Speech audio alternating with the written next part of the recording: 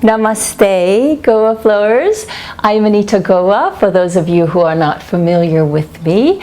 I come to you today from incredible India, Calcutta or Kolkata to be exact. I know it doesn't look like I'm in India. I could be anywhere in the world.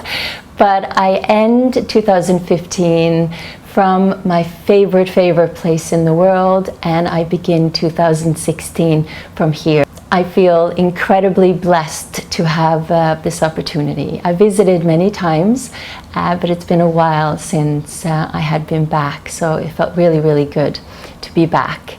Anyway, I wanted to share with you today ways that can help you shine your brightest light in 2016.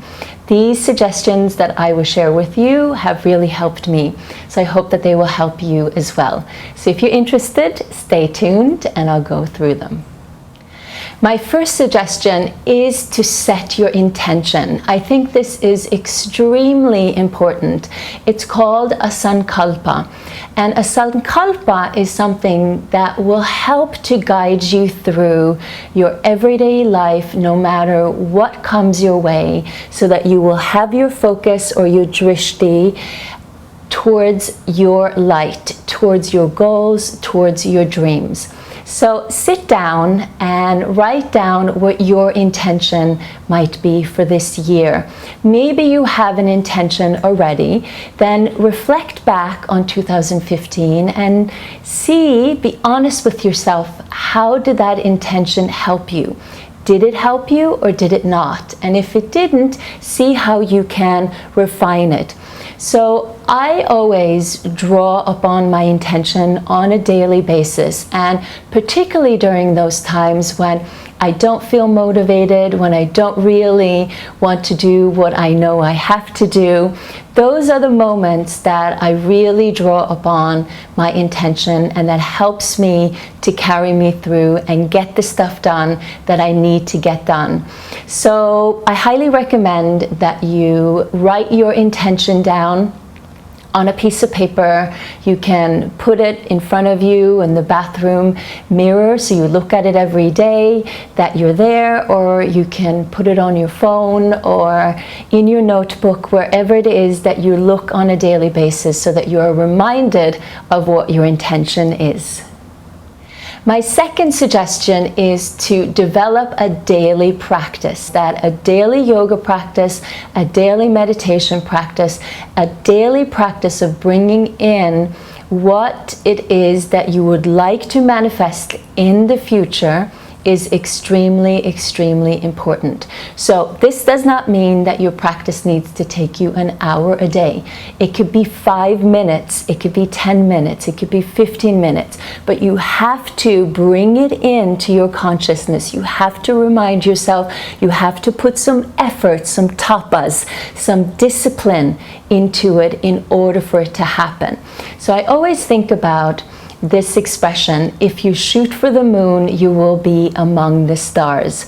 So if you shoot for practicing every single day, if you miss a day or two, you will be pretty well off. If you shoot for practicing once or twice a week, then if you miss that once or twice a week, then over time, if you miss a lot of days, then you might end up in a deficit. And that's when we get stuck, that's when we get frustrated. So if we practice on a daily basis, connecting ourselves with our breath, releasing what we don't need, drawing in what we need, then life will be flowing and it will feel so much better. My third suggestion is, don't for a second blame time. I hear this all the time. I don't have enough time. I don't have this. I don't have that. We have all the time in the world. We have 365 days a year, 7 days a week, 24 hours in a day. It's finite. It's never going to change. So no matter how much you blame time, you're never going to get more of it. You have a lot of it. You have everything that you need. So you need to change your thinking about time, maybe do a little less, focus in, put your drishti on, and then put your attention into it practice on a daily basis. So if you do a little bit at a time every single day, within the 365 days that you have to your disposal this year, that will amount to a lot. One thing that I've been thinking a lot about lately is, and this might sound a little morbid, but if I died today, would I die a fulfilled person? And to be honest with you, the older I get, the more I think about this.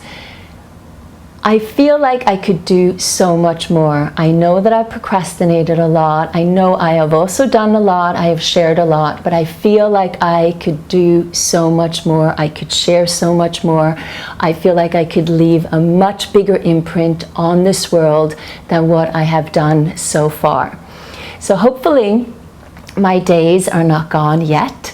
Hopefully I have many, many, many more days to come, and I intend now to use them in a much more mindful way. So if you ask yourself that question and you're honest with yourself, if the answer is no, I have not used myself to my fullest capacity, then this is a great opportunity to do so. And if you feel like, yes, I have, great. Thumbs up for you, perfect. And then just continue to do that. But there are moments like this that we have to be honest with ourselves and ask ourselves some tough questions. And then from there, we grow on. My fourth and final suggestion is life is a vinyasa. What I mean by that is when we practice vinyasa yoga, we are connecting the breath with the movement. So we do this on the yoga mat and we do this off of the yoga mat. The majority of the practice is off of the yoga mat.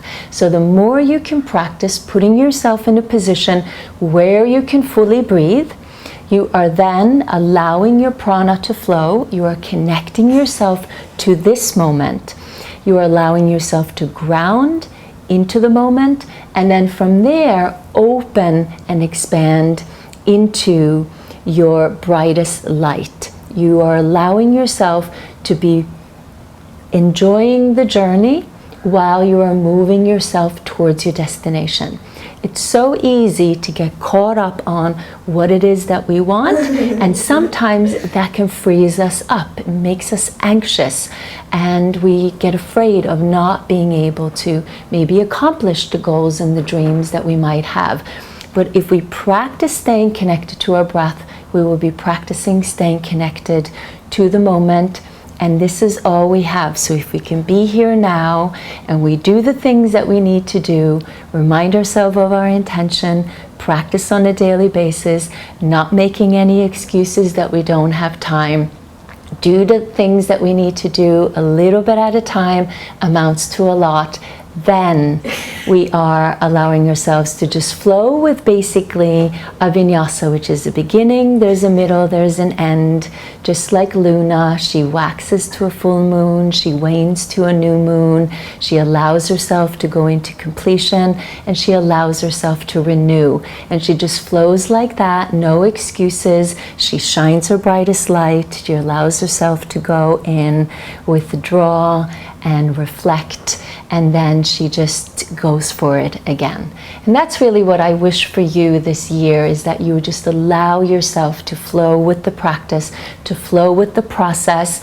Make notes of what works for you, what doesn't work for you, and then just keep flowing on, just like you do in your vinyasa practice on the mat. Try to apply that to the practice off of the mat.